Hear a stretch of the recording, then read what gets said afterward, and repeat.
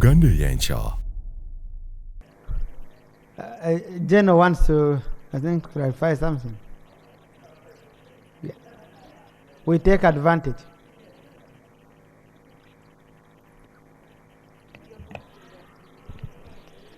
Thank you very much, Mr. Speaker and honorable colleagues.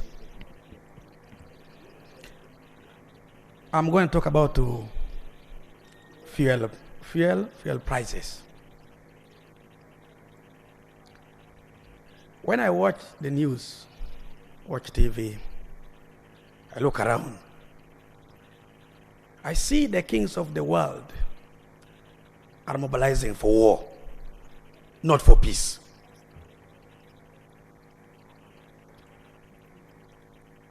And this is not about to end. It is going to continue for some time, and maybe up the time we end up burning this world. I want you to listen to this very seriously, because it is a very serious matter. As national leaders, we must watch these events with a very serious understanding.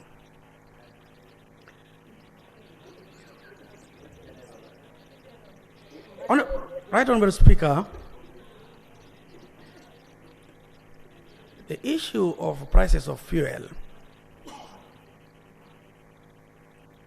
may not be able to come down very soon.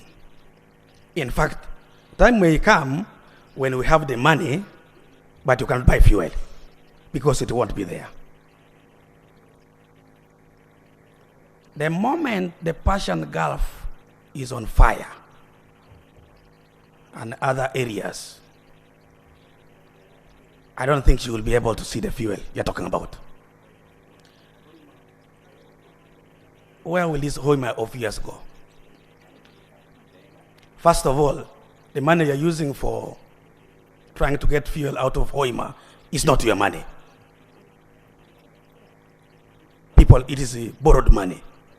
And when the owners say we also have problems, what are you going to say? I would look at us starting to think about, if you don't know how to ride a bicycle, you start learning on how to ride a bicycle. This is not a business as usual. This is a very different world. We are not in the 20th century.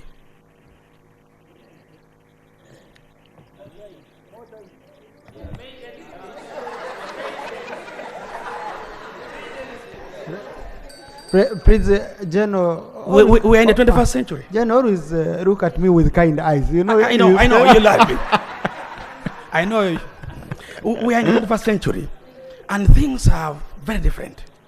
And as national leaders, we need to look at these things globally and be honest to ourselves and our country. Otherwise, you are going to hang some of these colleagues of ours, ministers, for no good reason.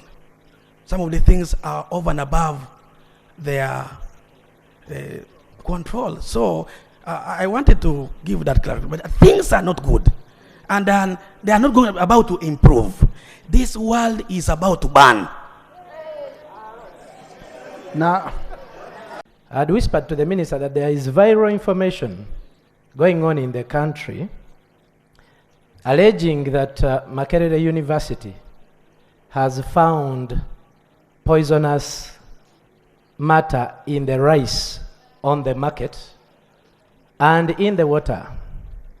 I had asked for clarification, and I thought that since we are talking about food security, that would also touch on the matter enough to draw his attention, but I see that the House is taking leave of the matter, and it agitates me that that is skipped. Thank you. Thank you. Now, honorable colleagues, point of procedure is provided for under Rule 78.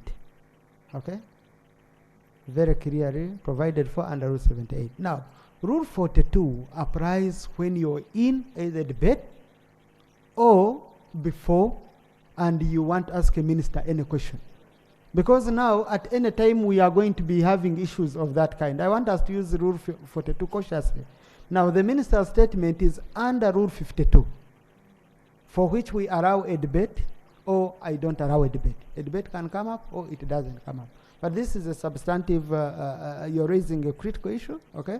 So, Honourable Minister, take note, and please get time, we address the concern raised by Honourable Zijani Livingston. Thank you. Next item. Item 4.2, statement by Minister on the rising fuel prices in the country. Honourable Minister for Energy. Point of procedure, Honourable Chibadia. Thank you, Right Honourable Speaker. Right Honourable Speaker, with your intervention, since this information is circulating in the public, and for the interest of the protection of the industry, the Minister would be unanswered and say, it's not verified, it's not true until we come out. So the Minister would really say something for the interest of the public outside here, Right Honourable Speaker. Honourable Minister. Right Honourable Speaker, we have a media that we do not control what they write. The report in the media is alluding to a research paper from a University of Makerere. A research paper, Professor Museveni may know better, our teacher, it depends on the sample space you've handled. And it also depends on the credibility of where the paper has been published. So this is an issue. We took serious exception to it. We've raised our concerns to the newspaper, and we will discuss with Makerere. It's really an alarmist reporting. But all our food is safe. Rice imported is checked by UNBS. So we should not be held at ransom by media houses wanting to increase sales. Thank you. Thank you. Honourable Minister, where you feel that you want to clarify more, please, we can give you a chance. You come here and you clarify more. Yes. Honourable Minister for Energy.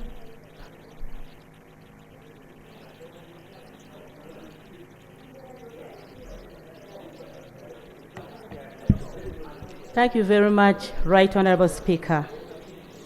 This is a statement to Parliament on the rising prices of fuel in Uganda.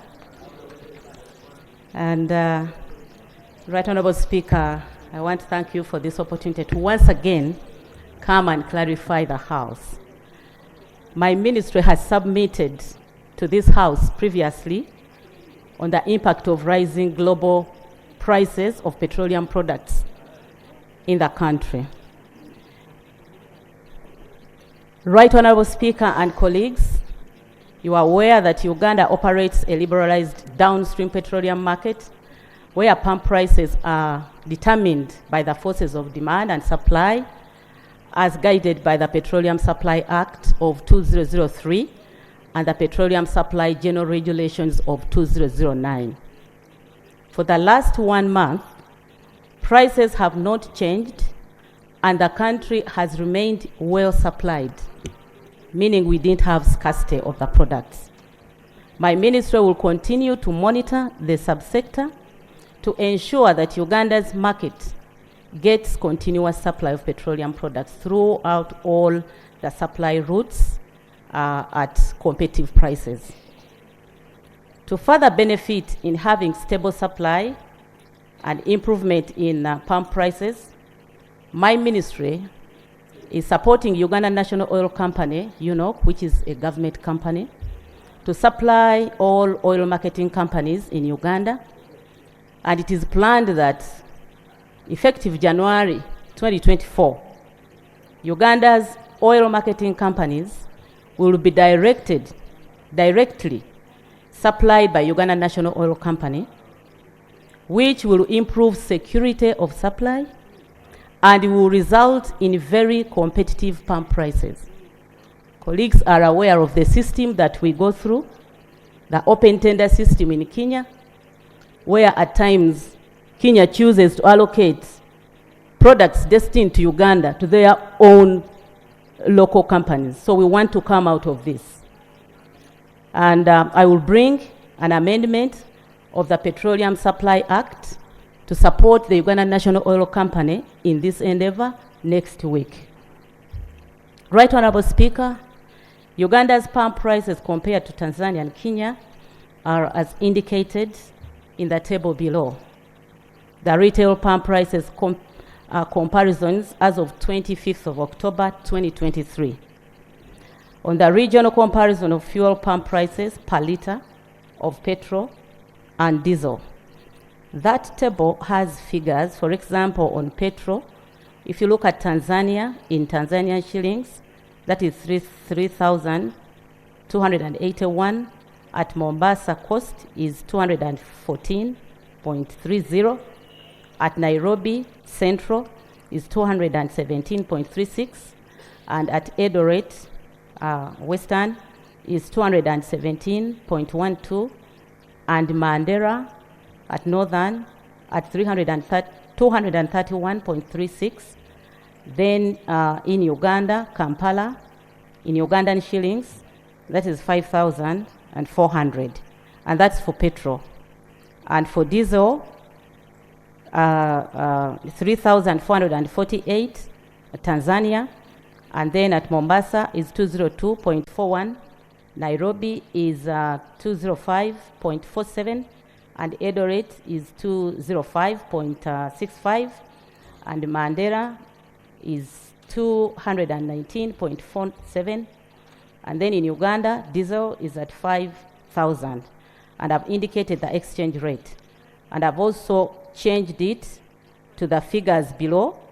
That is for premium, 4,922 in Tanzania, 5,743. Nairobi, 5,825. Eldoret, 5,819. And then Mandera, 6,200. For Uganda, I gave you the figures already in shillings, which is 5,400. So you can compare 5,400 in Uganda, in Tanzania, 4,900, in Mombasa, 5,700. And I've also indicated for diesel. Tanzania is 5,172. While Uganda remains at 5,000. So these are the comparisons I have indicated to the prices as they stand. So, Right Honorable Speaker and colleagues, just to encourage you to watch the prices as they are determined globally, but Uganda suffers more because of the Kenyan system. And government is not going to look on to come and lament all the time when we have powers to amend our law so that we empower Uganda National Oil Company to do the direct importation so that we don't suffer the many layers that the Kenyan government puts in place. I beg to submit. Thank you. Honorable, you have a chance to debate. Why do you need the clarification? Yeah? Honorable colleagues, we have two statements that are closely related. Okay? So, in the interest of time and having a debate where we shall not repeat ourselves, let's have the next statement and then we have one. Statement 4.3, statement on the status of oil and gas projects in the country. Honourable Minister. Thank you very much, Right Honourable and colleagues. Statement to Parliament on the status of oil and gas projects in the country. Right Honourable Speaker, the purpose of this statement is to update the House on the current status of the country's oil and gas projects, call them petroleum projects. As mentioned in my previous statements, Uganda's Albertine Graben is a mature oil and gas province that has 9 production licenses issued to Total Energies EP Uganda BV, China North Offshore Oil Company, CNOC, Uganda Limited, and the Uganda National Oil Company Limited, UNOC. Right Honourable Speaker and members of Parliament, the Ministry of Energy and Mineral Development is leading the formulation of a comprehensive national petroleum policy following the review of the National Oil and Gas Policy of 2008 and Energy Policy of 2002 to address the entire petroleum value chain and emerging issues. The new policy will create a conducive environment for faster and efficient exploration, development, production, and commercialization of discovered resources and utilization of petroleum products in the country, while acknowledging the energy transition initiatives. So we plan to conclude the policy before end of this financial year. On exploration, Right Honourable Speaker and colleagues, in the effort to increase our resource base, we issued exploration licenses to Ama Energy Limited over the Kanyuataba area, Oranto Petroleum Limited over the Ngasa Shallow and Deep in 2017, and more recently, 2023, we issued exploration license to Uganda National Oil Company over the Kasurubani block and DGR Global over the Turako block. My ministry is also increasing efforts to explore for more petroleum areas in new basins, such as the Moroto Kadam Basin, where oil seeps have been identified on the surface, Choga and Hoima basins. We do still have potential in those areas. So on the development and production, Right Honourable Speaker and members, the drilling of development and production wells was launched on the 24th of January 2023, not 2024, at the Kingfisher field by His Excellency the President of the Republic of Uganda, witnessed by Her Excellency the Vice President, among others. Development and production drilling for the Tilenga project also commenced in June 2023. A total of 11 wells have been drilled, 8 in the Tilenga area and 3 in the Kingfisher area. These wells are being drilled using 3 rigs for Tilenga and 1 rig for Kingfisher. At peak production, Right Honourable Speaker, all fields mentioned above will produce 230,000 barrels of oil per day for 5 years.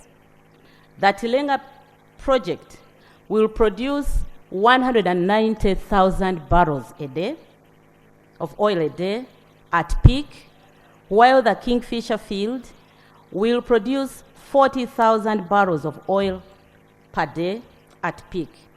So in total, the above production will require a total of 457 wells and 35 well pads. Right Honourable Speaker, out of the 457 wells, 426 will be for Tilenga, while 31 wells will be for Kingfisher.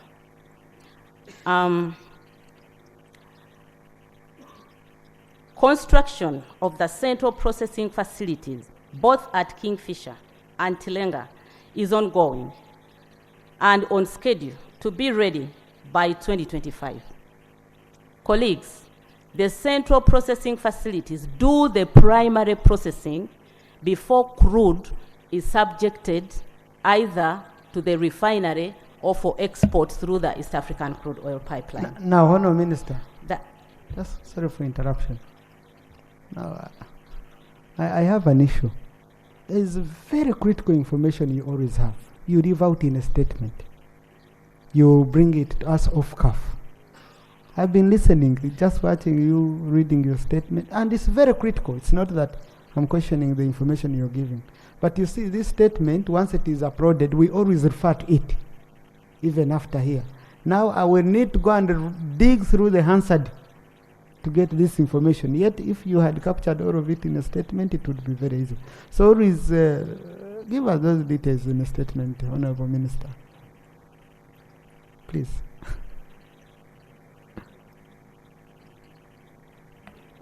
Most obliged. And I will try to make sure that I do not do further clarifications as I read. And I will clarify more during debate. Thank you so much. So I was talking about the central processing facilities, and I have informed this House that the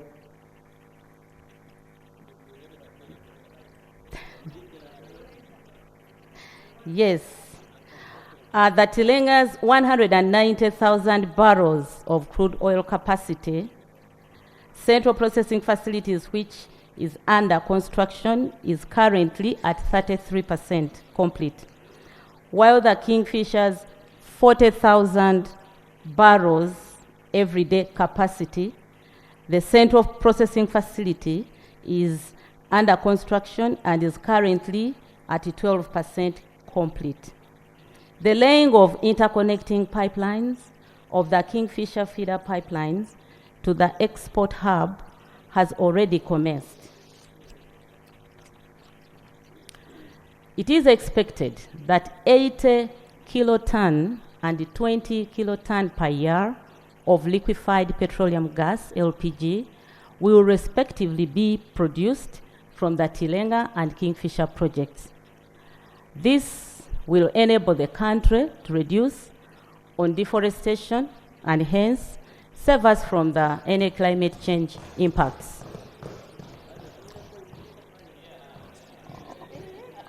On the refinery project, Right Honorable Speaker and colleagues, government is taking forward the development of the 60,000 barrels per day of refinery in Kabale, Hoima district.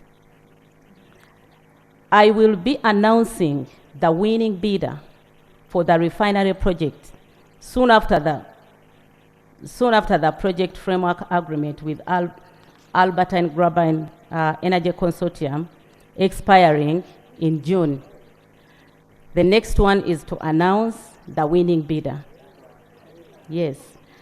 Regarding the refined products pipeline project that traverses 6 districts over a distance of 213 kilometers from Hoima to Mpigi, land acquisition process is currently ongoing and it is at 74%. On the East African crude oil pipeline, Right Honorable Speaker and colleagues, government in January 2023 issued a permit to the East African Crude Oil Pipeline Company to construct the pipeline. The progress for detailed design for the Eco Pipeline and attendant facilities being undertaken by Wholly in London and Dar es Salaam stands at 66%. Construction of the thermal insulation plant in Tanzania is at 95%. Together with the installation of equipment for 2 coating trains is ongoing.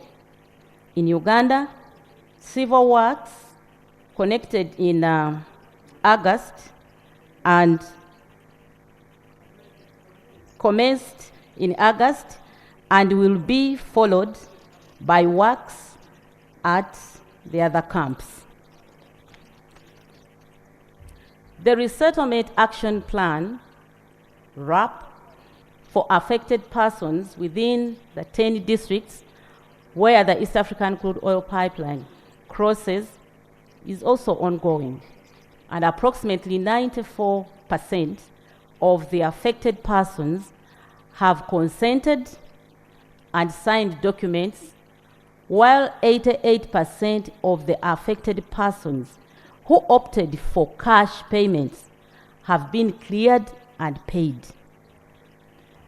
The ministry and companies and key stakeholders are attending to grievances associated with land acquisition process.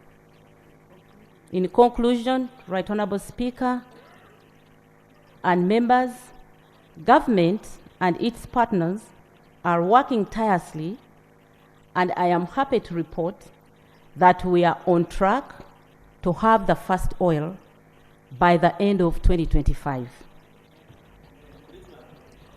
I thank you, colleagues, for your continued support, And I would like to invite the Right Honorable Speaker and colleagues to come on the ground and see what I have told you in this document. You will always be very welcome, Right Honorable Speaker. Thank you very much, colleagues. Thank you, Honorable Minister. I checked the schedule in my office today. They were proposing that I should visit you around December. Okay, yeah. In the month of December, check through, and we work together so that we can visit the ground, and we see what's going on. Now, honorable colleagues, the statements are clear. Listen to me. You know, of course, politicians can never fail to debate. I know.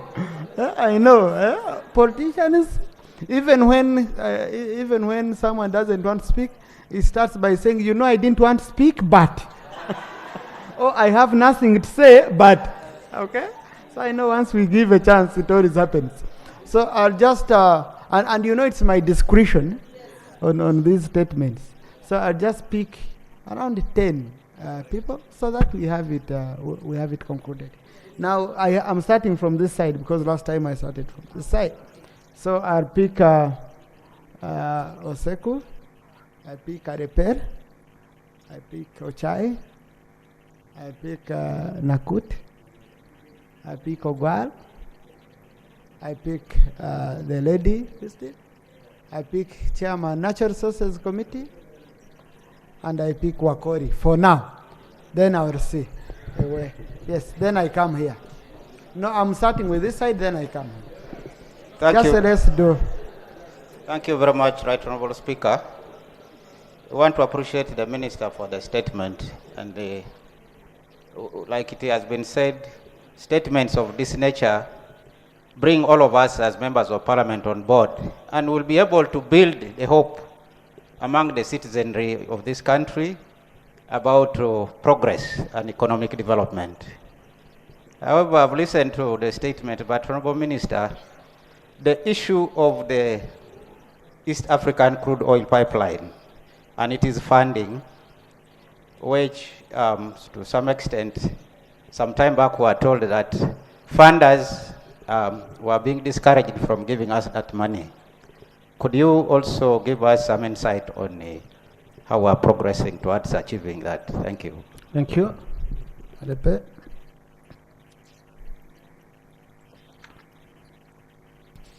Thank you very much, Right Honorable Speaker.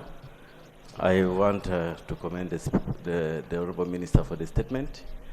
Mine is just one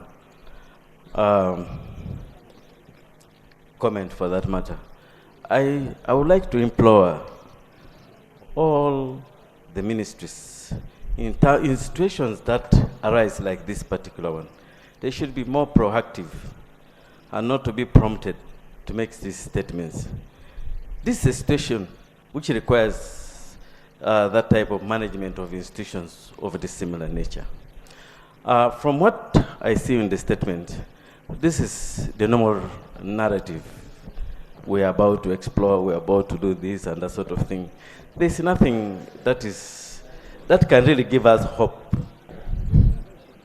And I think you just need to re-engineer the way you manage some of these things. That's why you need to learn from the comments that we make whenever you make these statements. If you get this statement and compare with the one that I've just seen, the one that you made the last time that there was, it is just the same narrative. So let's see how we can make things a bit better for this country. Otherwise, it will just be mere position holding, coming to present your face, coming to read a statement, appearing in the press, and it becomes business as usual. And this business as usual is what is actually boring the country. Thank you. I don't have anyone on the floor, Honorable Minister. Thank you. Yes, Honorable Naku. Right, Honorable Speaker, there are two questions for clarifications from me. One question is on the first report. It is sad to note that Uganda is at the mercy of Kenyan importers. The question I have to the Minister is, what is it that is making it difficult for UNOC to become an importer? What? The second question comes from the second report. It is on the required 457 wells versus the accomplished 11 wells. Yet the minister gives us the assurance that by 2025, there will be oil. In my view, that speed, 11 over 457. Why not tell the country the truth? If that's for clarification, please clarify. Maybe I didn't get you right. Then finally, Right Honorable Speaker, we have witnessed a number of events, launching this, breaking this, then final investment decision, all those things. It gives hope to the country. But is it reliable? Is it true? And I would implore the minister to reduce those events, given that we are not likely to get the oil by 2025 with the numbers you have given. Thank you, Ogwa. Thank you very much, Right Honourable Speaker. And thank you, Minister, for your presentation. The first one is on the oil company. Can you clarify whether we will not create a monopoly a monopoly in the terms of NOC? What are we going to avoid that? Because you're saying you want to front that and so on. That's one area. The second thing, Right Honourable Speaker, I tend to agree with what Aleper is saying. Honourable Aleper said, I think the issue of price is a macroeconomic issue, and possibly the Ministry of Energy may not explain fully the challenges of price related even to oil, because there are so many other factors, exchange rate and so on. So it may require the government element which is in charge of macroeconomic stability to come and help in explaining this with a better solution. Secondly, because of the high price, where the minister has control is production, so that we may benefit from the high price as a country. Is there a way we can have the first oil faster than what you have planned, so that we get this high price faster? Lastly, the benefits. You have launched FDI, as my colleague here mentioned. Can we clearly get and follow up the benefits we'll have from oil, especially in other sectors, and we have it mainstreamed in the planning so that the other sectors can benefit, or at least plan to benefit, like agriculture? Thank you. Thank you. Now, Honorable Ogwa Moses, you see, government does not work in silos. I can't call the Minister for Energy here, then tomorrow we call one for finance because it's a macroeconomic issue. You know, it will be difficult. Government doesn't work in silos. Because I'm very sure even this is a matter which must be discussed at cabinet level. And then you have the input of all ministers. So for us, the minister in charge of a sector has power rules. That's where we go. Now, it will be up to the minister to know, can be supported by so and so and so, as my colleagues, to come up with a very strong statement that is more convincing and acceptable. So we can debate the statement the way it is without discounting the efforts of the minister to say we need another minister. Okay? Thank you. Honorable Max Ochai. Now, I've already picked the colleagues to speak, please. This side, I'm done. Thank you very much, Right Honourable Speaker, for this opportunity. Mine is a humble request, but before I place the request to the Minister of Energy, may I take this opportunity, first of all, to thank her for the clear statement she made, particularly on the rising price of oil. Mr. Speaker, to macroeconomists, the information given to us is adequate. However, I would request the Minister to kindly consider... So are you one of them? I know Max very well. May I kindly request the Honourable Minister to consider publishing for us high-frequency data on retail fuel pump prices, so that maybe on a weekly basis we can consume and get ourselves updated. I thank you. Thank you. Honourable Tara, Honourable Christine. Thank you, Right Honourable Speaker. Right Honourable Speaker, I would like also to add my voice in thanking the Honorable Minister for her clear statement, but for the benefit of this House, as the chairperson that oversees the sector, I would like the Minister to clarify to this House the fact that UNOC, she's planning that UNOC will be buying oil products for this country, as opposed to our reliance on our neighbors, Kenya. And the reason we've been relying on our neighbors, Kenya, is that we as a country cannot buy directly from the oil producers because the budgets really require large volumes that we as a country cannot order for. So I'm just wondering how this is now going to be done so that we can directly buy from the oil producers. My second issue that I would like the Minister to clarify to this House, Right Honorable Speaker, is in respect to when we shall be getting the first oil. I know, according to the roadmap that was previously set, we expected to get the first oil by May 2025. But today, in the Minister's statement, she said end of 2025. And so this now rings my mind that the roadmap is beginning to shift. And so, which means something is happening that we need to be clarified on whether actually we shall be able to get the first oil by 2025. And finally, Right Honorable Speaker, the refined product pipeline. You see, refining the petroleum products in Hoima and transporting those refined products to Mpiji and again retransporting them using trucks back to the western part of the country seems not to be a well thought out plan. So I'm just imploring the Minister whether this could still be modified so that some refined products are left going to the western part of the country other than being transported to Mpiji and then being taken back. Right Honorable Speaker, I thank you. Thank you. Honorable question, then Honorable Akori. Thank you so much, Right Honorable Speaker. Appreciation to the Honorable Minister for the statement. Right Honorable Minister and the Right Honorable Speaker, I want to say that originally, some 2 years back, the year Ugandans were given information on the production of oil was 2023. So I want to plead with the Minister to be consistent in these messages.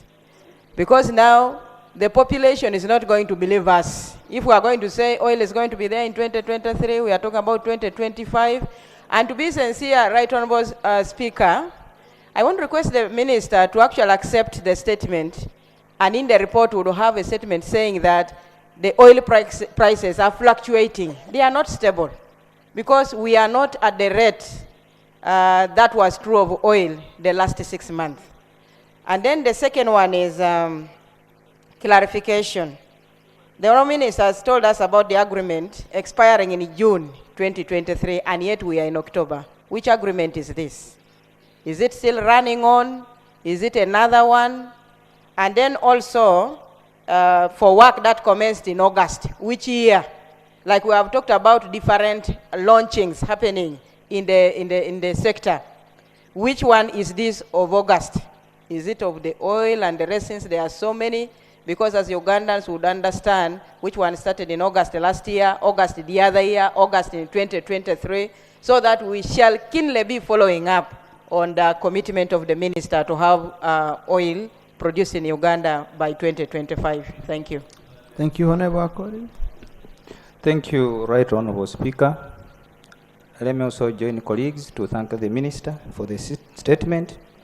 Right Honorable Speaker, the Minister said that for the last 1 month, the fuel prices have not changed, which I feel is not true. Right Honorable Speaker, the fuel prices pose a serious astronomical effect. Because as you all know, the prices of fuel affect everything. We have been talking about food insecurity. We are talking about getting our people out of poverty. But if we do not address the issue of fuel prices in this country, we are headed for a serious conundrum in this country.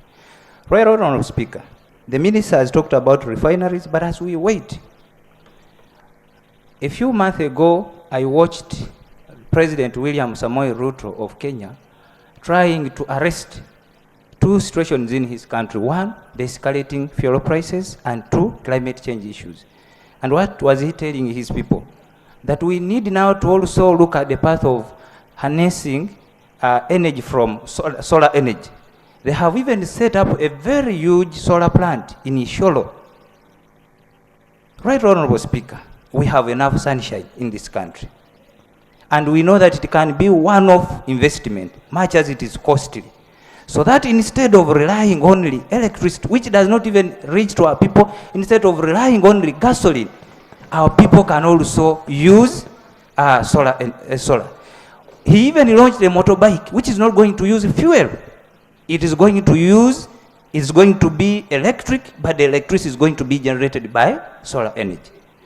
If you do this as a country, I operate a few borders. I want to tell you that the issue that the president has been preaching of getting our people out of poverty, a border person who uses 10,000 a day, if he moves to using a solar-powered motorcycle, is going to save a lot and is going to kick poverty out of his home. So, Right Honorable Speaker, I want the Minister of Energy, instead of only talking about the oil, which was told to our people a long time ago, and now that we are shifting goalposts, why can't we also talk about solar energy in this country, which is everywhere? I beg to submit, Right Honorable Speaker. Thank you. Honorable Minister, I took the member statement to be on e-mobility. Yeah, e-mobility. On e-mobility. Otherwise, we will end up going into the electricity sector now. So it's on e-mobility and your plans for supporting e-mobility. Honorable Okotogong, Honorable Wanda, Honorable Awogon, Honorable Mara, Honorable Museveni, Okot, DP, Jonam, Teira, Rampala, Komakret, Youth, and I end with Mutembri. Let's do quick, honorable colleagues. Mr. Speaker and honorable members of Parliament, I think we are not only discussing the statement by the Minister, but also discussing the policy on fuel. First of all, we need to look at the tax that we impose on fuel. Each liter, we impose close to 1,700,000. So that one escalates on the price of fuel. Secondly, we also need to discuss on the policies of how we are going to transit from engine-powered vehicle to electric-powered vehicles. How the government is planning for a country to save money. Instead of crying on the price of fuel, we use fuel-free vehicles. And these vehicles are already in progress. Honourable members, you have sent me to the Pan-African Parliament. I've been going to other countries. When you go to some countries, they are using now importing and allowing citizens to access electric vehicles. A vehicle that you buy, and for 1 week you charge once, and you use it free for the whole week. That will save us money. We'll not be crying on the fuel of. The third point is on allowing now government to start now engaging in business. UNOC to now engage in business. That is a source of corruption. I know that I'm saying the potential, because we have known how government has been operating. So we need to analyze that one critically. Secondly, we have already had people who have invested a lot of money in fuel reserves, tanks. Like when you go to on the shores of Lake Victoria, there is a plant there which can import close to 100 million liters 70 million liters in Mahati. Are you going to deal with them, or you are going to chase them away and use government? So we need to how we are going to relate with the government and the private sector. I think once we do that, that will be okay. Can you explain how you are going to relate with the private sector?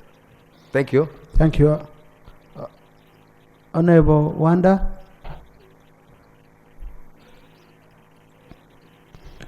Thank you so much, Right Honorable Speaker.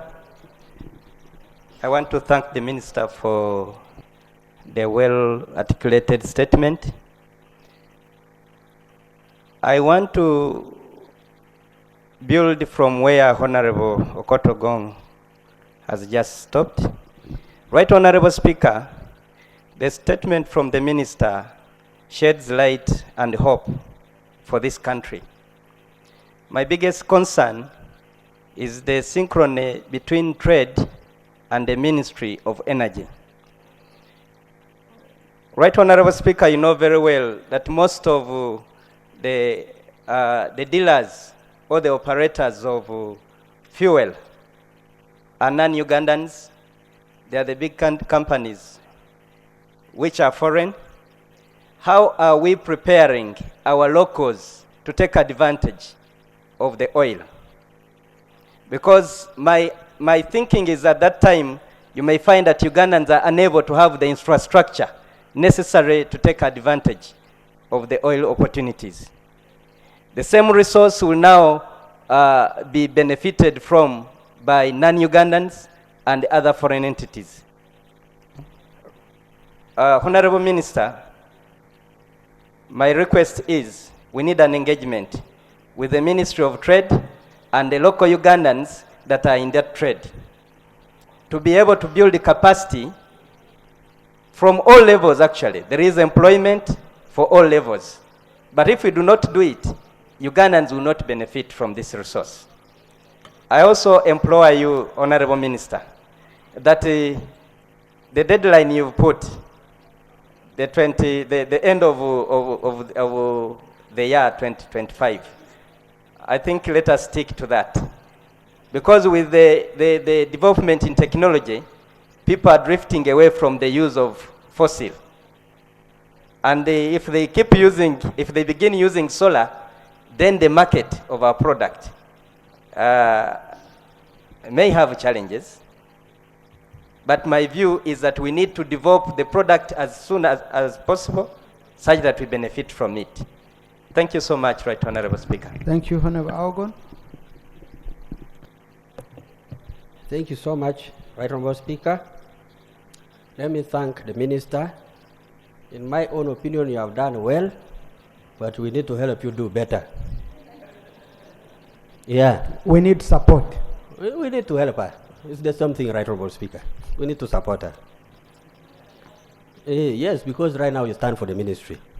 Right Honorable Speaker, I'm on the issue of fuel prices. Yesterday I was in Lamo. I thought I was at the middle of South Sudan, maybe. Very far.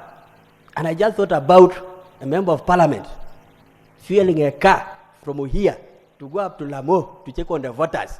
And you are trying to go 4 times in a month. And just look at the entire coast.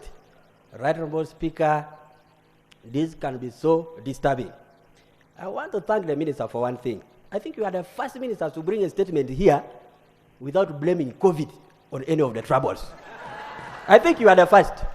Yes. Right Honorable Speaker, when the prices of fuel first soared in this country, everybody was calling on COVID, condemning COVID, COVID-19. Then after COVID going down, of course the prices also did what? Went down. When Russia came up, they said Russia and Ukraine. Those two have continued to fight.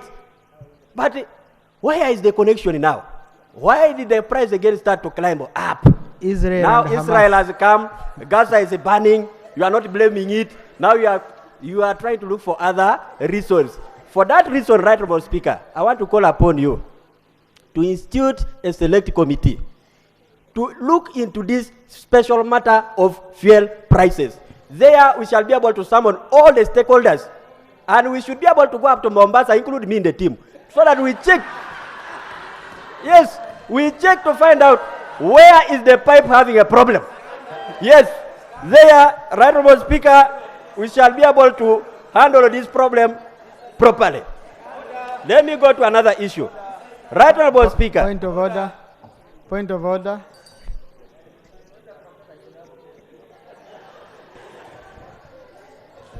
I'm really compelled, Right Honourable Speaker, Honourable Cyrus, to begin soliciting support, which is bordering to corruption, that he should be included on a team he is suggesting to be instituted. Is he in order? Is he in order, really, honourable member, and the chairperson of the independents, a honourable member with experience in parliament, who has traversed various parts of the country, including Lamuo, is in order? Thank you. I think really, Honourable Cyrus, since you visited Lamuo, you don't need to go to Mombasa. They are very close, so you're not in order. Issues of Mombasa, leave them. Much obliged, Chair. I was just alluding. You know, I'm a certified public accountant of Uganda. I wanted to add in my expertise. Now you're questioning to find out why. You're questioning my ruling. I don't want to question your ruling, sir. Right Honourable Speaker, I am so passionate about the airport in Kabale. I think it's called Kabalega. This time around, you didn't talk about it. What is the percentage? Are we now at 99.9%? Where are we? There is this other issue of the PAPs. In your statement, you are saying that those who have not been compensated are going to be handled. Their grievances will be handled by the ministry and the oil companies. Right, Honourable Speaker, I would think it would be better for us to get a special or independent tribunal to handle this issue of the grievances, because this is a massive industry. It is not a smaller thing. It is not petty. So there must be, you cannot be the one who is complained against and you are the one handling the grievance. So how do we handle it? Right, Honourable Speaker, that's a very serious issue and it needs support from your seat. Of course, the dates have continuously shifted. But I know as solutions are invented, challenges also what? Shift. So I stand with you. I stand with you this time around. But can you stand by the end of 2025? Because we are going to collect your statements and bring them here. When you bring yours, we open the first, the second, the last, and then we see whether you're not repeating yourself. So those two, Right Honourable Speaker, have become trends.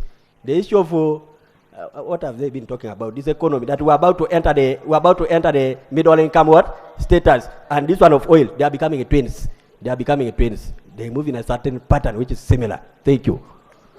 Now, Honourable Cyrus has touched on the issue of Kabarega Airport. And I had some people saying, is it related? Yes, it is. Why? When we were passing the loan for Kabarega, at that time, Kabare Airport, I'm told now it's Kabarega. When we were passing a loan for the roads, oil roads in Bunyoro, we were told they had facilitate the oil and gas sector.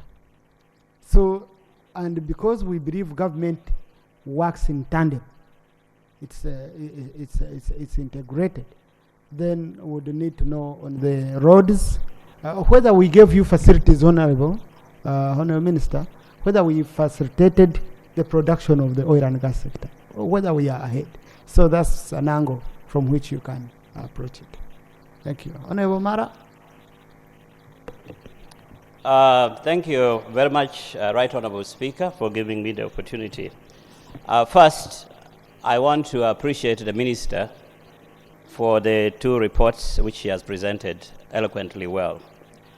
And I would want to start with the fuel prices. Right Honourable Speaker, some time back, the Committee of Trade were directed to do an investigation on fuel prices. And the report was presented here in the House. We noted that there are only two companies that control 75% of the fuel which is imported into the country. That is Total Energies and Shell. Those two, they control most of the imports. And we tried to investigate, and most of the times we said we did not have reserves. And our reserves in Jinja was empty. To fill those reserves, Right Honorable Speaker, we will require $40 million. And even then, it will not even take us a week in a crisis. The fuel would be over. That option was not even possible. Now, the minister has come with something which I personally would support. Because we realize that the fuel prices, even if there is no COVID, even if there was no Ukraine-Russian crisis, the prices continue to grow and remain the same. And therefore, which means there was actually an element of greed among those who import fuel. So by government taking action to really begin to import fuel and to create a level of competitiveness, in the word of my fellow economist, the macroeconomic indices, it would help us to bring in competition and the prices will even drop. The moment they hear that the government of Uganda is going to take action to import fuel, for them to sell, they will drop the prices. That is the only way we can help the country. And Right Honorable Speaker, some people had alluded to the idea that we should provide subsidy. The last time I checked, Right Honorable Speaker, this country only has, in terms of our foreign currency reserves, $4.8 billion. We will use that money for the purposes of maintaining monetary policy. That is managing inflation and exchange rate. So that money can no longer be used carelessly just for the purposes of subsidy. So I would want to support the recommendation by the minister of making sure that the government of Uganda, through National Oil Company, gets involved in importing oil. And the only question I put to you is, this would require a substantial amount of money. You're going to bring in the, is it a policy or a law? For us to consider, and I think you need to consider the budget framework of how much it will cost the country to import, but it's a good idea. The second issue, Mr. Speaker, regards the oil itself, the exploration, the excavation, and the enablements that we have put in place. I think we have spent substantial amount of money, it's over $4 billion, in the process of trying to put the airport, put the roads, invest some money with the National Oil Company, our responsibility to ECOP. Now, Right Honorable Speaker, from the numbers that we have, I always give numbers. If all the fuel is being pumped out and taking considerations that we will pay off the investors with what we call cost oil, based on some calculations which I will not go into, this country will only be able to have, on average, $2 billion every year. In effect, 7.5 trillion shillings. Given the situation which we are in now, in terms of relying so much on debt, borrowing every financial year, this money will come in handy really to help us in our budget support. And therefore, what worries me though is that from the statistics the minister has given us, the central processing unit, we are only at 33% in terms of preparedness. And we only have this financial year, 2024, and by 2025, the CPU is the most essential component of, first of all, processing raw fuel before we put it through ECOP into Tanga for exports.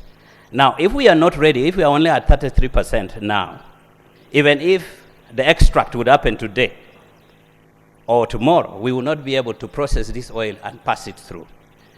The support, Right Honorable Speaker, that we need to give the minister is that we need to find out what is it that it will take for us to fast-track the CPU and make sure that by 2025, we can clean up this oil and take it to Tanga. Because as a budget person, as a finance guy, I really need to have our $2 billion by 2025 so that we can support our budget. One more minute. Honorable, that's not how we work, please. No. Thank you. Now, please take your seat, Honorable. You've already done a good job. I need others to supplement on the good job you've done. Now, Honorable Minister, Honorable Mara raises a very critical point of support to UNOC, although you've said you're going to bring a law. Now, if this requires us amending the Petroleum Supply Act, and you are saying by January 2024, UNOC will be having that duty, we have only 2 months. Okay? So I'm looking at how feasible it is for you to bring a law. It takes 45 days in a committee. We debate it here. We have been sending bills to the president. We know how long it takes to assent. Okay? So, time. I'm only saying this because of time. If you have to do it, bring the bill, because now we are about to go into another phase, we have only October and part of December. We don't have the whole of December. So I would urge you, if you have it, I don't want us colleagues to violate the rule on anticipation, but I would urge the minister, since you want this done, please bring the bill quickly and we do justice. Okay, Honorable Museveni was next. Thank you, Right Honorable Speaker. I want to thank the Minister for the statement.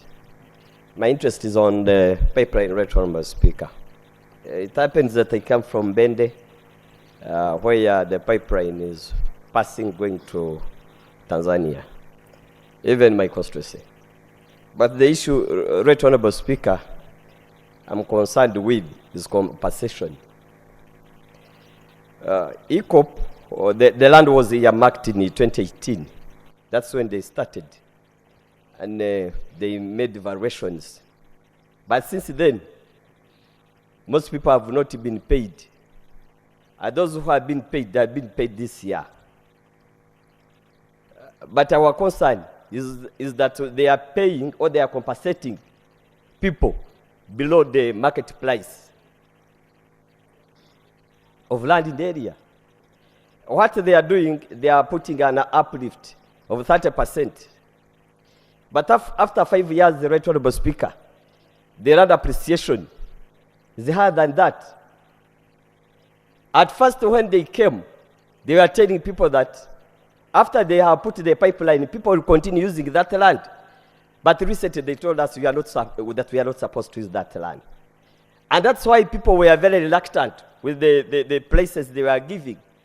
And now they are saying, even if we refuse, it is compulsory, you must take the land. It's a government program.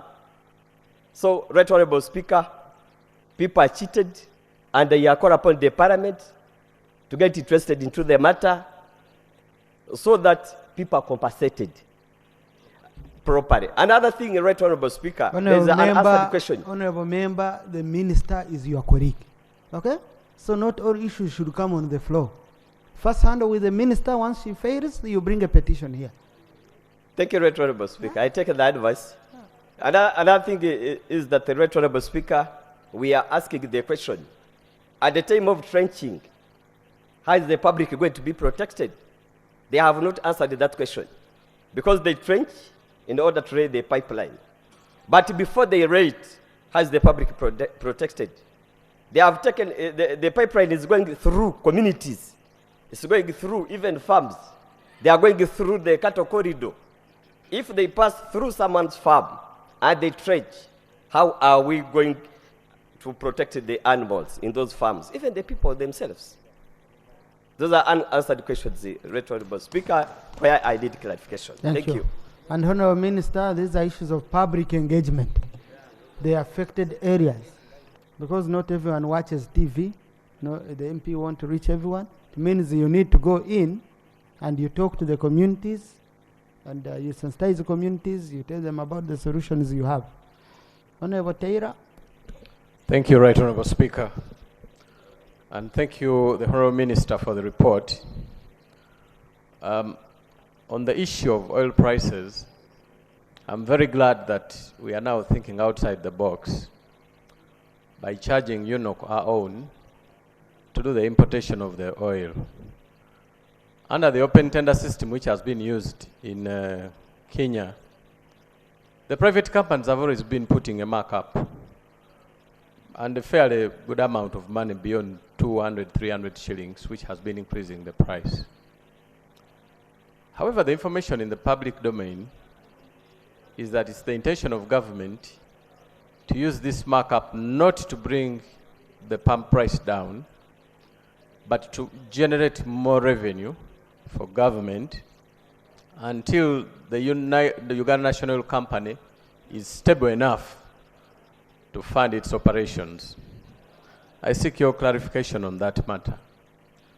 Secondly, Honorable Minister, now that we are looking at one supplier of oil, which of course, like the Right Honorable Speaker guided, is work in progress and a process, one of the advantages the Kenyans have enjoyed is that they are given a grace period of about 180 days before they make the payments, which does not put a very big burden on the foreign exchange locally.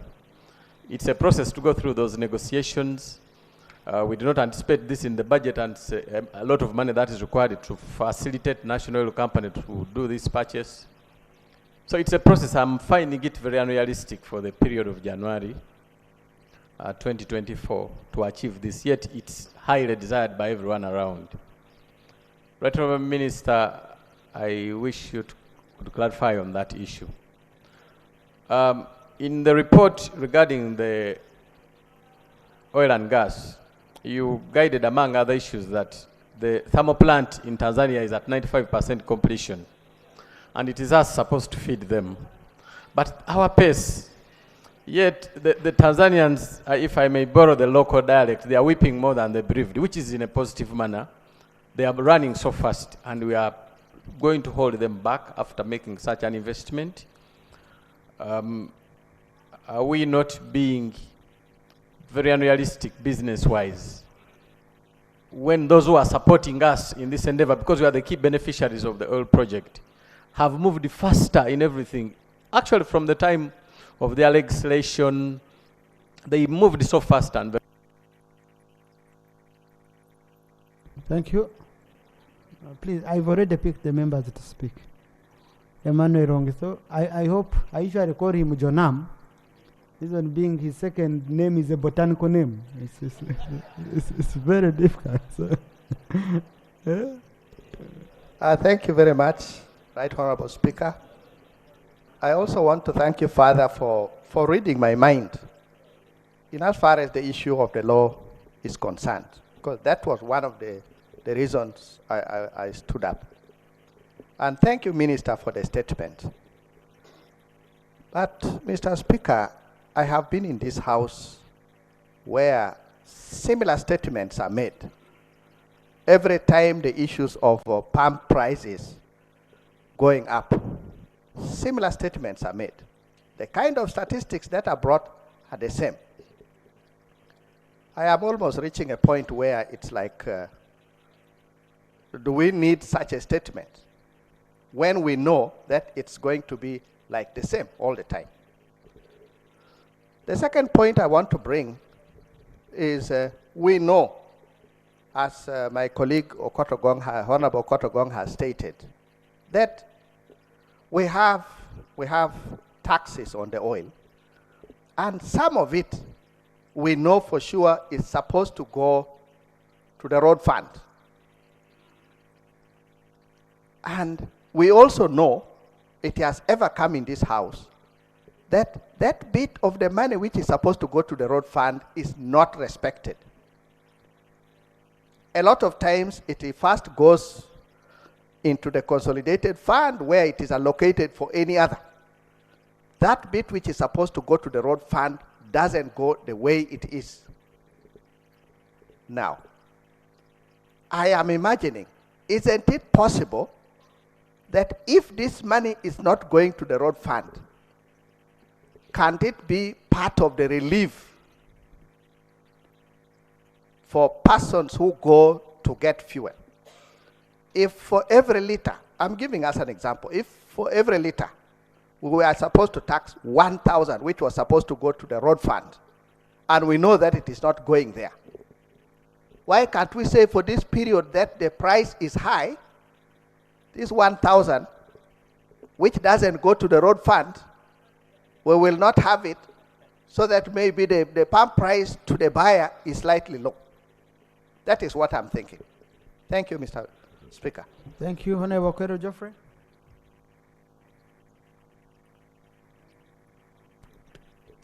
Thank you, Right Honourable Speaker. Right Honourable Speaker, let me also start by thanking the Minister for providing us a twin statement and close to each other so that we can compare. Mr. Speaker, when the matter of oil prices came here, in a report presented by the Committee of Trade, one of those issues that were identified was the gap in transportation of the fuel from Kenya to Uganda. And that the country, Uganda, was relying on the more expensive means of transporting oil products with fuel tankers on the roads. It was identified as a problem that, first of all, it was also making impact on our roads. In the same report, Mr. Speaker, it was identified that the rail transport would reduce these costs. And even the cost would reduce further if combination of rail and water were applied. Mr. Speaker, in the two reports, if you compare the first one with the second one, you find that there is a comprehensive strategy to transport the oil products in our oil industry internally to Tanzania and also to bring it here to Kampala. Mr. Speaker, this is lacking in the first report. May I seek clarification from the Minister about what they are going to do in the medium term about reducing the cost of transportation of oil to this country, especially from Kenya. Mr. Speaker, I also represent a district with the most oil, Nuoya district. This Silenga project is largely in Nuoya with the most productive wells. And people have all sorts of questions. One of them is expectations that I would like the Minister to clarify on. Are we going to get cheaper oil of our own than the one we are importing, or what? I thank you very much, Mr. Speaker. Thank you. Honorable Kero Geoffrey, you referred to the Committee on Trade, the report of the committee. One of the critical issues it was raising was also the issue of hoarding. Okay? The issue of hoarding having a very negative impact on the prices. So, Honorable Minister, we also want to know if you've handled the issue of hoarding, where these players just keep the oil and they want a windfall. And Ugandans are suffering. Rwampara, then Honorable Komakech, then Mutembri. Thank you, Right Honorable Speaker. Allow me to thank the Minister for the two statements. And I want to speak to three issues. One of them is, whereas we are meant to believe that Uganda operates a liberalized downstream petroleum market, and that forces of demand and supply are the ones that determine our pump prices, I opine that it is actually not true, because these companies operate what we would term as an oligopolistic market structure, where we have elements of collusion and price fixing, either by the biggest companies or collectively together as companies. When we have this, it means we are at the mercy of these companies. So I want to commend the Honorable Minister that in your statement, you've come up with a clear, actionable strategy, price stabilization strategy, that is going to engage UNOC to participate in the purchases of oil products for us to be able to stabilize the prices once in a while. My fears are like the fears of my predecessor colleagues. We pray that you come up with actionable points, timelines, so that we can have that. Some of us believe we should have had it yesterday. Without engagement of government, prices of fuel in Uganda will always skyrocket and they will be out of control. You have our total support and we are looking forward to that. On the second presentation, I want to speak to the refinery project. Ugandans are yearningly waiting to see when we extract our oil and utilize it. You mentioned that we are waiting for an announcement of the winning bidder after the expiry of the current one, and you still mentioned that the contract of the current one expired on the 23rd of June 2023. So my clarification is that when are you announcing the winning bidder? And finally, my other issue is that whereas the pump price is mentioned 5,000 for diesel, 5,400 for petrol, in the outskirts, we who come from hard-to-reach areas, our local population buys fuel from 6,000 to 8,000. How are you going to protect such customers and consumers in such areas? I thank you. Honorable Komakech. Thank you very much, Right Honorable Speaker. In the same spirit, I want to thank the able Minister for the wonderful report you have presented in this August House. Thank you very much, Honorable Minister. Right Honorable Speaker, I'm a proud Ugandan. And when I traveled to Saudi Arabia, the Arabs there told me one particular thing that interested me to love Uganda more than I already did. That Uganda is a rich country. And Uganda, in the 1959, used to feed them, the Arabs. Right, Honorable Speaker? In that same spirit of the wealth Uganda has, I want to read to you a list of aircrafts we have in Uganda. Uganda Airlines has 6 fleet of aircrafts. UPDF has about 12 MI. Please, Honorable, the source? The source is from Wikipedia, and it's public knowledge. No. You've started now listing our classified. Right, Honorable Speaker, this is public knowledge, and it's on. Just you can submit without making Honorable Chweru uncomfortable. Right, Honorable Speaker, there are Ugandans who own private jets.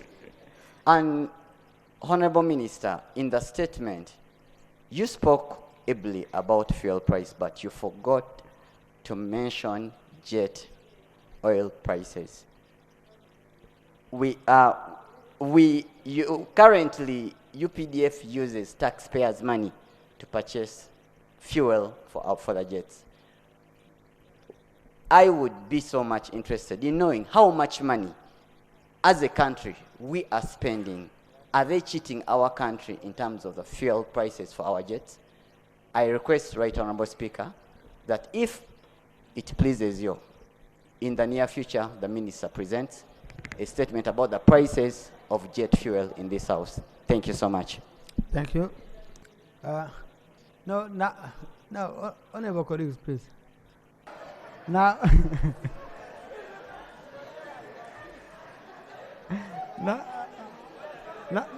now, honorable colleagues,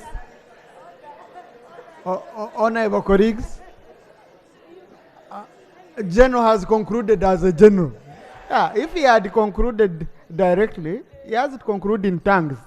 Then you go and you think about it. What he has told us is really, if you're watching global events, he has given a word of caution. As leaders, we have to look far. So, Honorable Minister,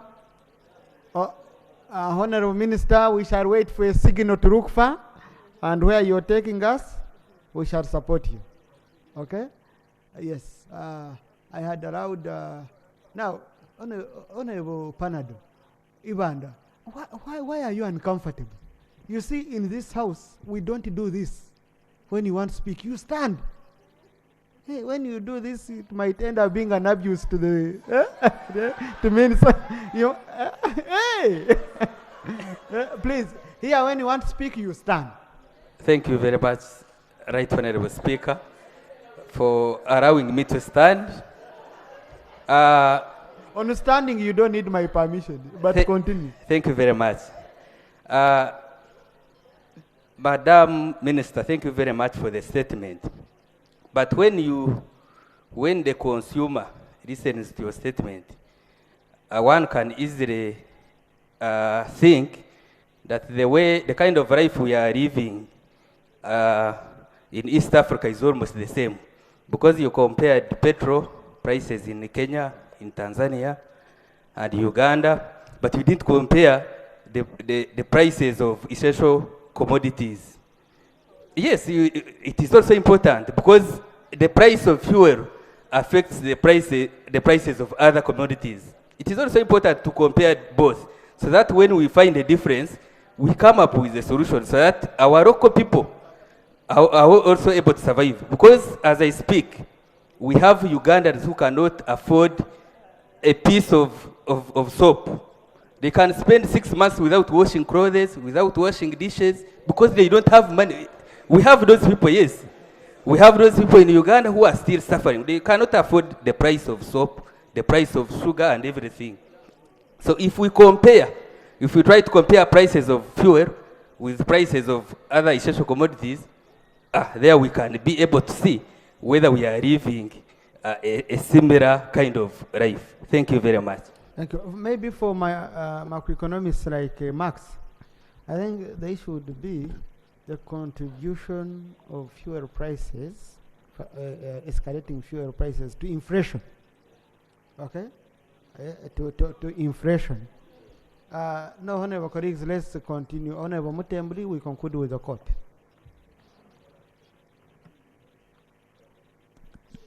Thank you very much, Right Honorable Speaker. Right Honorable Speaker, I also join colleagues in thanking the Minister for the statement. I do support the creation of monopoly for UNOC. However, reading the statement, I want the Minister to relate the two. At first you say that Uganda is operating a liberalized economy, and then later we are creating a monopoly. Perhaps you explain to us further as to how the two will work. And then two, you're saying you want to have an amendment to the Petroleum Supply Act. I remember the last time we're inviting you to regulate the fuel prices, you said you had no power under the law. And I'm saying, can we now take advantage of this amendment so that we create a clause provision in the Petroleum Supply Act that will mandate either the minister or the authority in certain circumstances, for instance, where there is hoarding, that the minister can come in and regulate the fuel prices? Because last time you said you have no powers under the law. Now that you're intending to amend this particular act, can't we have that as also part of the amendment, so that in the future, if we have such a situation where there is hoarding and so on, as a minister, you can come in and regulate the prices? Thank you very much, Right Honorable Speaker. Thank you. Honorable Court. Thank you very much, Right Honorable Speaker. I also want to take this opportunity to thank the Minister for the two statements. I'll reduce my submission to statement on the oil and gas sector. Right Honorable Speaker, yesterday the Youth Forum of this Parliament held a successful youth business summit that was presided over by the President of this country. It was very clear from that business forum that the gravest contemporary challenge of the young Ugandans now is unemployment. And over the years, the oil and gas sector has been positioned as the sector that will save Ugandans of this disease of unemployment. Right Honorable Speaker, I understand that we have a raft of plans for local content development and capacity building in the oil and gas sector to ensure that Ugandans benefit. It is also very clear, Right Honorable Speaker, that local content in the oil and gas sector is fundamentally about building a sustainable future for our nation. My question to the Minister is that since we are talking about the status of the oil and gas sector, what is the status of the local content development and capacity building of Ugandans, not only for lower cadre jobs in the oil and gas sector, but also the senior cadre jobs? Thank you very much. Thank you. Honorable Minister. I think you can try to summarize the issues of 20 people. Issues are many, so try to summarize. First of all, thank you so much, Right Honourable Speaker and colleagues, for your submission. You've improved my statements. The first statement was on the rising prices of fuel in Uganda. And Right Honourable Speaker, I concentrated on the causes of the rising prices and what government is doing.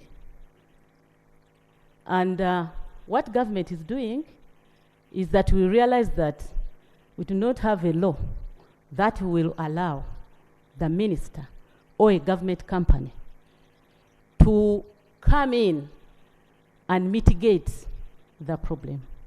In summary, I am saying that the law I am bringing, which is going to be a bill amending the Petroleum Supply Act of 2003, which Cabinet has passed this Monday.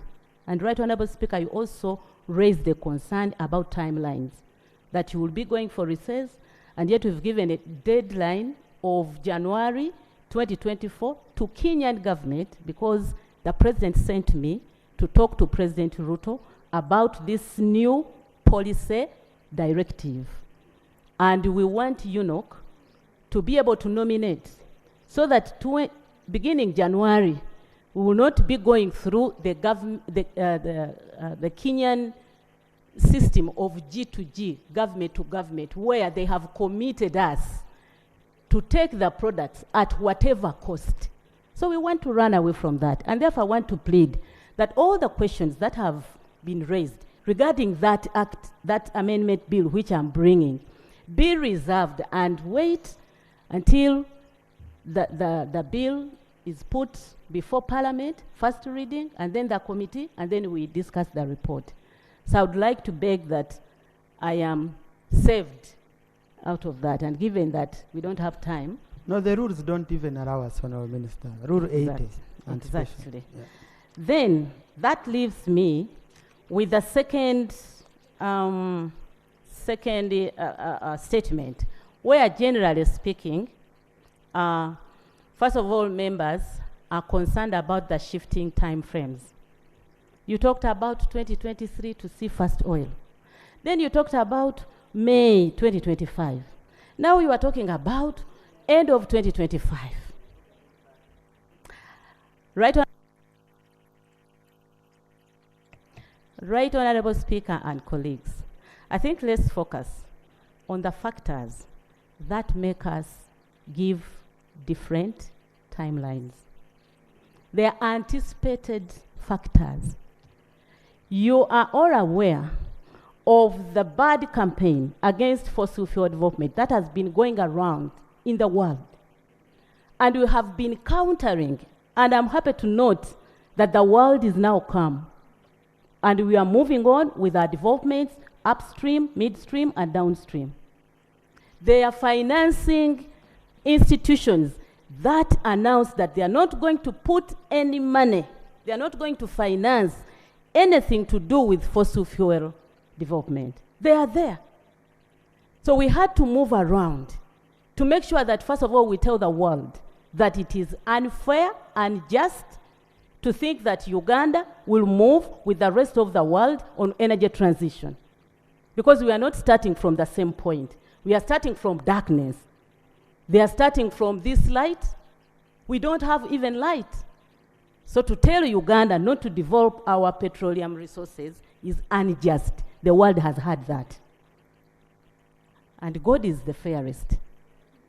The world is suffering now insecurity of gas in America, in Europe, and they've gone back to using coal. Where is the audacity you have to tell Uganda not to develop our petroleum resources? So those are the factors that have made us to delay on announcement of the final investment decision. So we anticipate that if we get the FID announced for midstream, we'll be able to fast track these infrastructures. And also there is a colleague who asked about funding. I think was the first person to ask a question, Honorable Seko. And his question was pertinent. The funding of EACOP, East African Crude Oil Pipeline, has faced challenges because of the NGOs and civil society organizations that have been decampaigning the development. So these are the factors that are making us to shift the deadlines. But as I speak now, Right Honorable Speaker, as I've told you, upstream development is going on very well. And I wouldn't like my colleague to fear that because we have 457 wells to drill, only 11, 8 from Tilenga and 3 from Kingfisher. No, the drilling started this year. And the good thing is that those who are in charge of drilling, they are shareholders together with government. So those who are in charge of EACOP, we are also shareholders. So we are in it together. And the financing is based on 60 to 40, equity and debt. We can't run away from debt.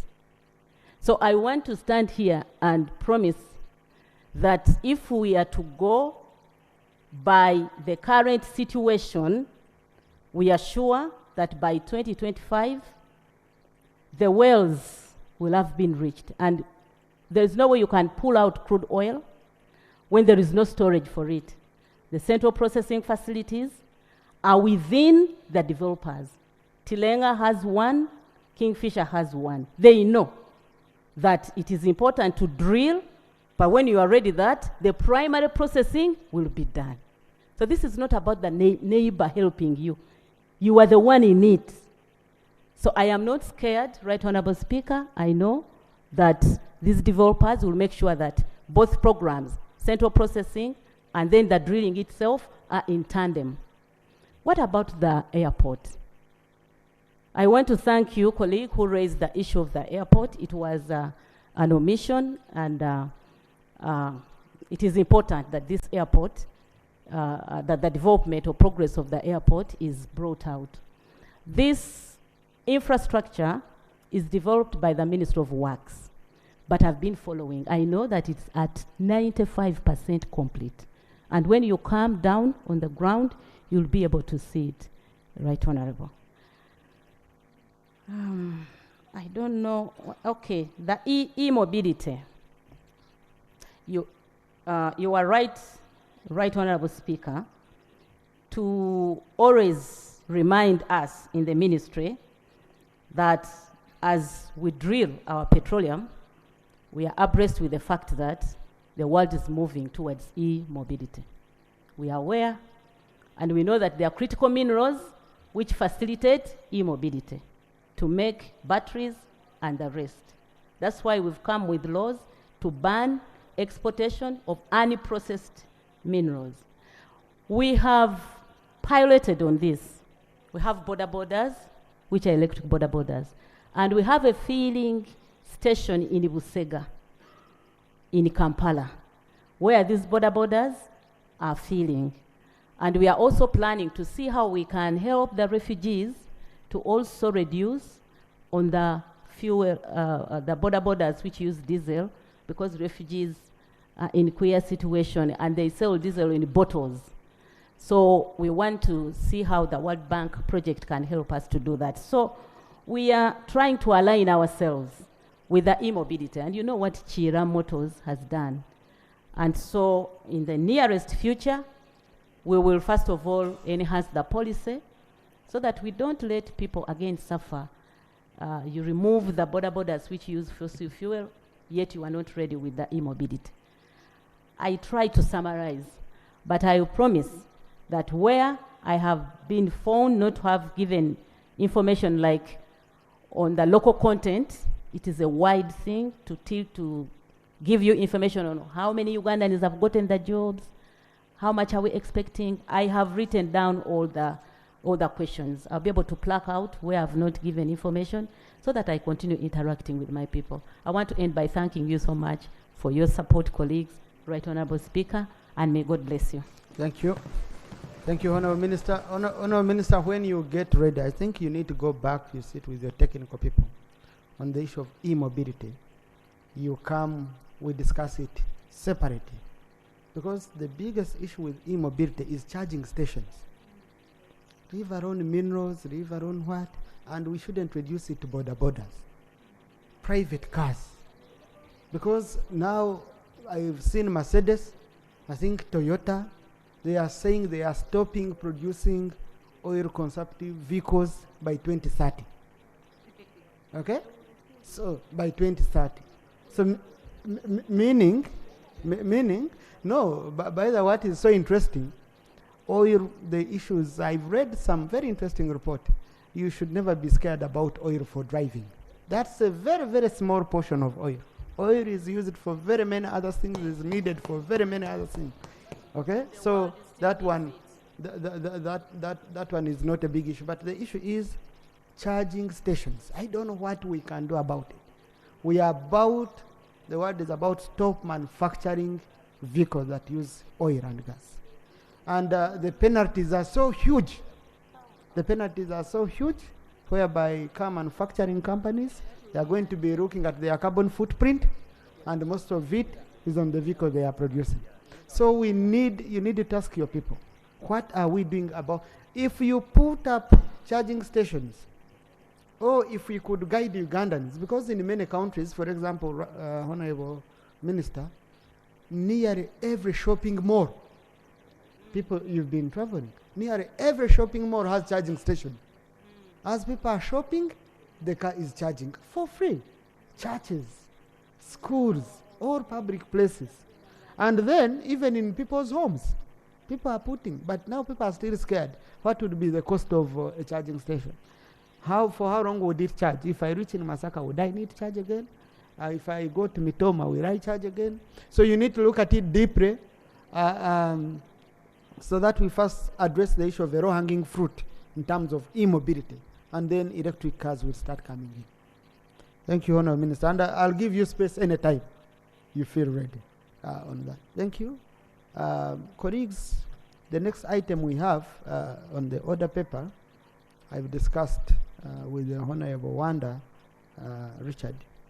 There are some consultations we need to make on it, and I will need to hold a meeting between the Minister and the movers. We first address a few things which came in today, and then we shall determine on how to handle this petition later. Honourable Minister, I forwarded that petition to you. I need some response by Monday, so that on Tuesday we can hold that critical meeting to address the salient issues, and then we move forward. Thank you. So we move to item number 6.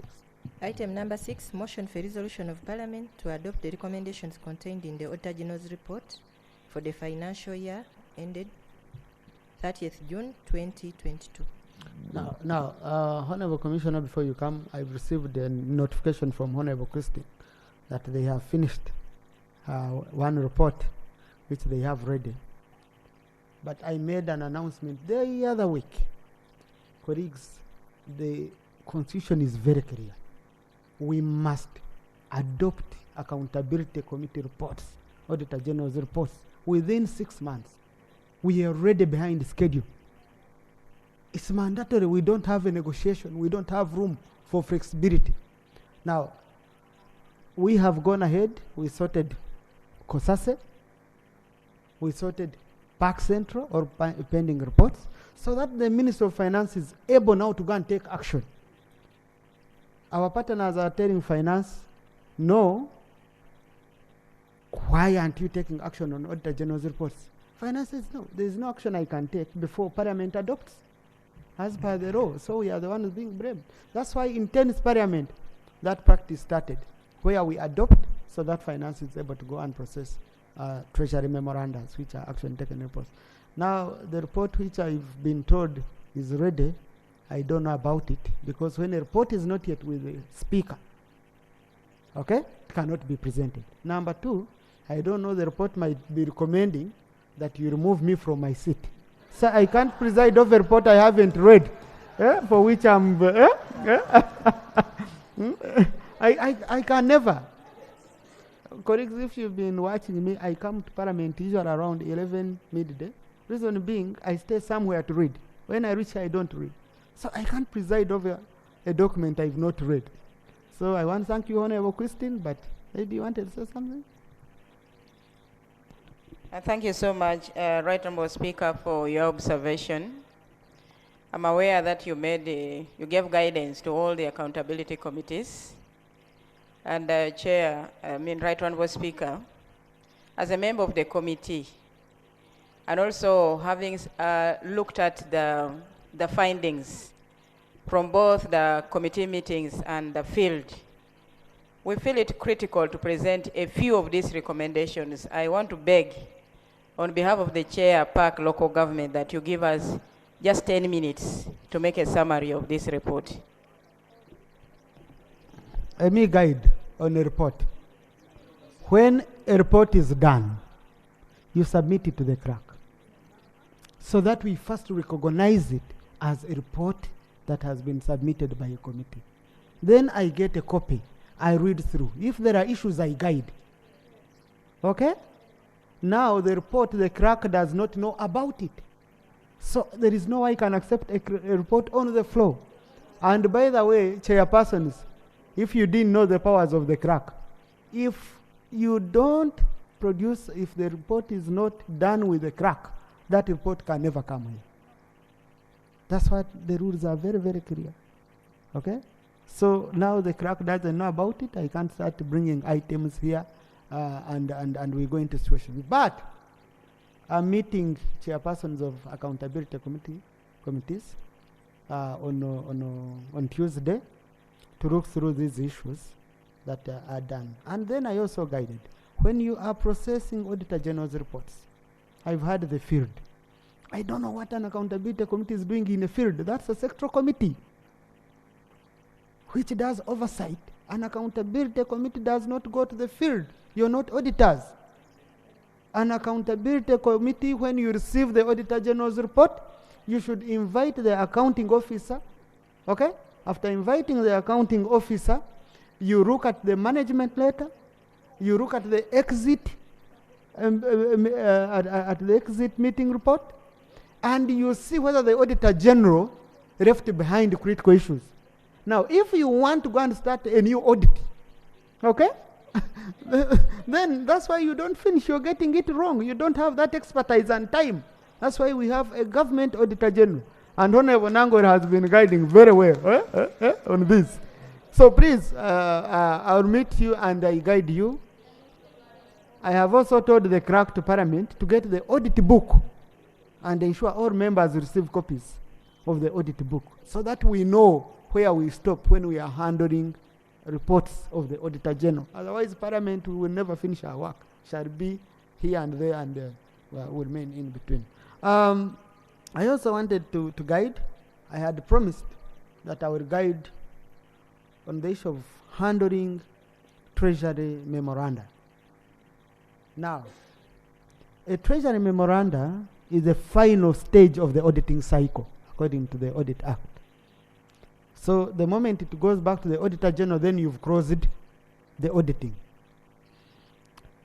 And I think it was in the 9th Parliament or 10th Parliament, when Parliament was stuck, because the law, the PFMA was only saying it goes to Parliament, but the handling process. So that's when Parliament says it's brought to Parliament, and then the Speaker refers it to the Auditor General. But now, when I was reading the law last night, I tried to look when the law is not clear. You also go to the intention. You start going deep.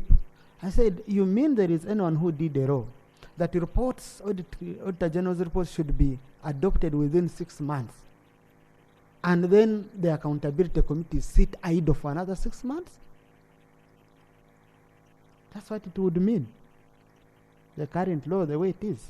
So I have instructed the clerk to assess it with our legal team and the Auditor General, and we see if the handling of the Treasury memoranda would include returning it to the committee that made recommendations to see whether its recommendations were implemented, and then from there for around 30 days, from there then it's sent to the Auditor General to conclude the auditing cycle. So I will give a concrete guidance on Tuesday after that, because I was getting many members saying, so for 6 months are we going to be idle?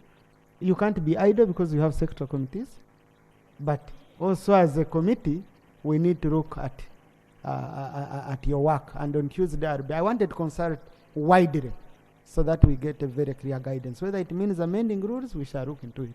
But on Tuesday, I'll give a full guidance. Thank you. Commissioner? Nenyongera okujjukiza nti gwe eyeetaaga of course abagenda okusiigira langi mu ggwanga Uganda ali mu kibuga Kampala ali eweerwa eggwanga nenga business zo zikolera mu ggwanga Uganda osobola okwekwata banafa ba Ebenezer Painters basanga mu kibuga Kampala era basobola okubeera nga basiiga ekizimbe ky'olangi okwetolera eggwanga Uganda wonna ojja kubeera nga owuliziganya n'omukulu Lule Joseph ku namba z'essimu ezo okubeera nga mukwatagana bulungi nnyo asiiga ekizimbe kyo langi egenda okusikiriza buli muntu ekuweesa ekitiibwa ekizimbe ekikuweesa ekitiibwa olwa appearance saako n'okuwa look oba face ekizimbe ekigenda okuteeka bizinensi yo ku mutindo ogw'ensi yonna beba Ebenezer Painters. Brand Pro Property Services Uganda Limited omukulu Ivan yantegeezezza nti mu abali e Dubai yes estate sales zolaba butereevu nnyo ziri available osobola okubeera nga naawe alinamu ku ssente oba ng'oyagala lyeso genda maaso okukolera emirimu gyo eweeru eggwanga naye mu Dubai n'ensi endala nga UK, USA saako ne India sofa osobola okubeera nga ofuna ennyumba yes saako n'ebintu ebigwa mu kkowe erya real estate mu ggwanga Uganda osobola ofuna ploti oba ettaka wonaakolera emirimu gyo business oba okulima oba okulunda n'ebirala byonna era ojja kubeera nga obeekwata Brand Property Services Uganda Limited na buli kimu ekyekuusa ku nsonga ez'ettaka ojja kubeera nga obeekwata weetaaga musaveya weetaaga ki buli kalonda yenna agwa mu kowe erya real estate ojja kubeera nga beekwata Brand Property Services Uganda Limited.